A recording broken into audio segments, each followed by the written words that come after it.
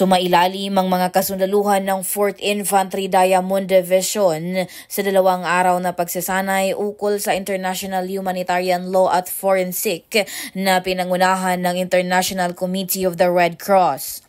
Ang pagsasanay ay ginanap sa 4ID Officers Clubhouse, Camp Evangelista, Patag, Cagayan de Oro City mula Setyembre 5 hanggang 6. Ang pagsasanay ay pinangunahan ni Mr. Ishfaq Muhammad Khan ng ICRC Butuan Subdelegation upang mas mapalalim pa ang kanilang kaalaman at matupad ang kanilang tungkulin bilang isang sundalo na nakabatay sa IHL. Ang mga kalahok ay kinabibilangan ng mga officers at enlisted personnel mula sa iba't ibang unit na nakadeploy sa iba't ibang area ng 4ID kasama ang mga personnel na nasa mga opisina rin ng 4ID. Layunin ng pagsasanay na mapalakas ang kakayahan ng mga kasundaluhan sa pamamagitan ng pagpapailalim ng kanilang pangunawa sa mga pangunahing prinsipyo ng IHL at forensic techniques.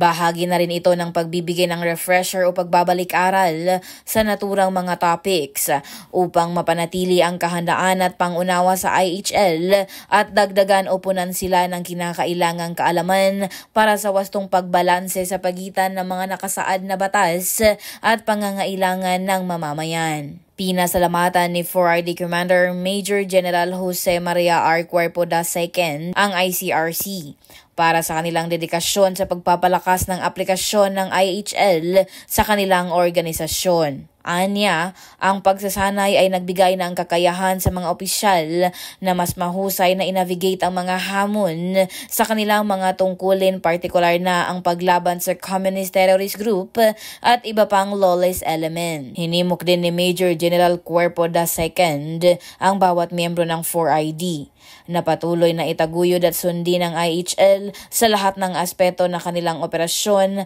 at tiyakin ang pagsunod sa mga legal at etikal na pamantayan sa kanilang mga mandato. Napapanahong balita, serbisyo publiko para sa Pilipino. Jai Hapas, 4ID News.